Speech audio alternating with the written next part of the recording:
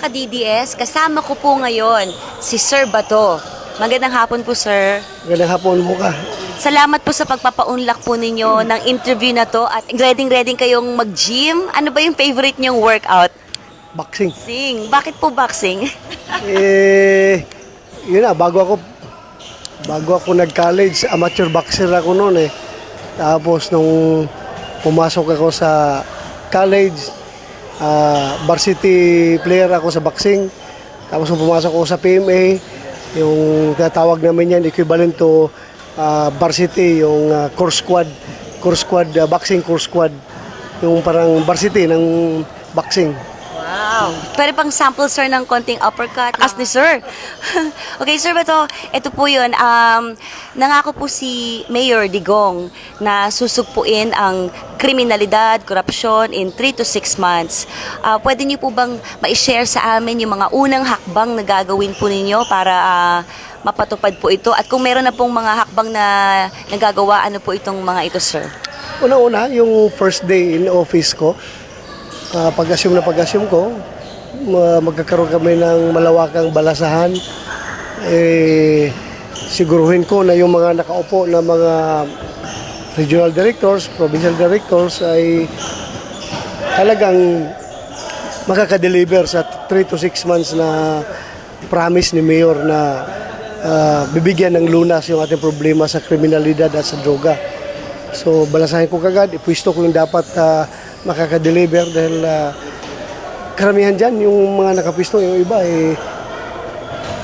kung meron mang tumatanggap sa pera galing sa droga, baka kung hindi ba siya tumatanggap, wala silang ginagawa. Hindi masyado nilalabanan yung problema sa droga. So kailangan ilagay ko kagad yung mga opisyal na matino,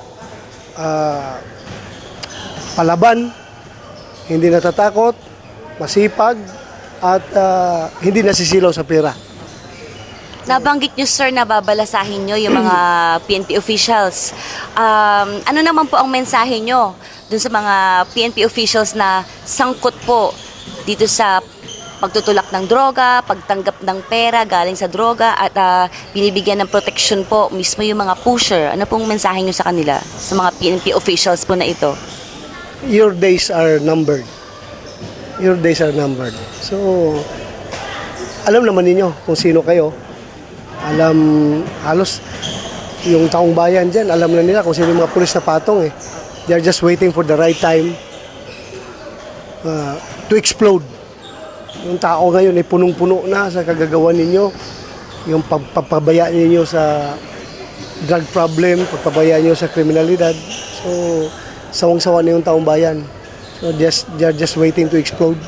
Sir, tama po kayo, sawang-sawa na po yung taong bayan sa mismong mga PNP officials na sila pa po ang nagmaproteksyon sa mga drug pusher. In fact po, marami pong nag-email sa akin ng mga ka-DDS po natin o yung mga Duterte diehard supporters na kinukwento po yung mga nangyayaring kalakaran po sa pagtutulak ng droga, at sabi nga po nila mismo mga pulis, mga opisyal po, mga local government units, yung mga politiko doon ang nagpapasimuno po ng pagtutulak ng droga. At sila po ay natatakot na magsumbong. So bilang pong ordinaryong mamamayang Pilipino at alam nila kung saan yung mga nangyayaring pagtutulak ng droga, saan po sila pwede magsumbong at paano po nila ito maipaparating sa inyo? Sa ngayon, meron tayong PNP hotline, no? Text 2920.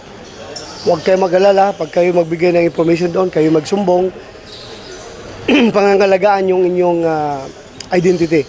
Hindi yan malalaman ng iba. So, huwag kayo mag-alala. At tatanggapin namin lahat ng inyong mga informasyon na i-text doon sa PNP 2920. Text 2920. At in fairness naman to everyone, yung natatanggap namin ng mga informasyon galing sa inyo, hindi naman ora-orada na aksyonan kagad namin. We still have to validate that. Ibabalidate po namin yan dahil alam mo na, pinapangalagaan namin yung inyong personal safety by not disclosing your identity. Doon naman sa sinusumbong ninyo, para fair tayo, kami rin i-validate yung report ninyo para sigurado tayo. Sir Bato, ano po ang mensahe nyo para sa lahat po? Para sa lahat, sa aking mga kababayan na Pilipino, this is the time that you've been waiting for. We have to seize the opportunity kung saan alam natin na kayo'y sawang-sawa na. Kaya nga ninyo binoto si Mayor, di ba?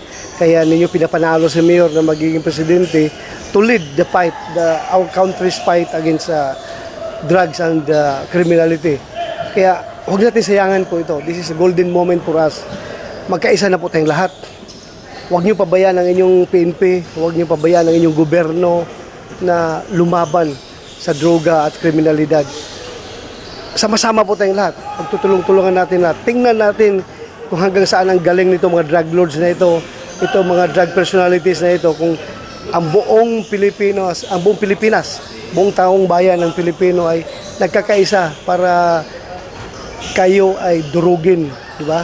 Dudurugin yung mga drug lords na yan. Magtutulungan tayo. So, yun lang po. At saka, dagdag ko rin po is sana po ipagdarasal niyo po kami, ang inyong kapulisan, na sana ay kami ay magtagumpay sa aming hangarin. Yung aming time frame po ay napaka-iksi. This is 3 to 6 months, di ba? Sana po, after 6 months, masasabi natin na kami ay nagtagumpay. Tayo ay nagtagumpay, tayong lahat. Kasi yung deadline ni Mayor is not only for the PNP, kundi sa buong bansa yun. Sana tayo magtutulong-tulungan. So yun lang po, pagdasal niyo po kami na sana magtagumpay at hindi po kami magkakamali sa aming gagawin.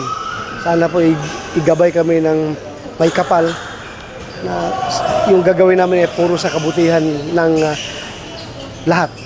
Thank you, Sir Bato. At ibibigay ko na po sa inyo yung mga in-email sa akin, mga sulat po ng ating mga concerned citizen na ito po yung mga sumbong po nila. Sana po may oras po kayong mabasa po itong mga to. Salamat mo ka.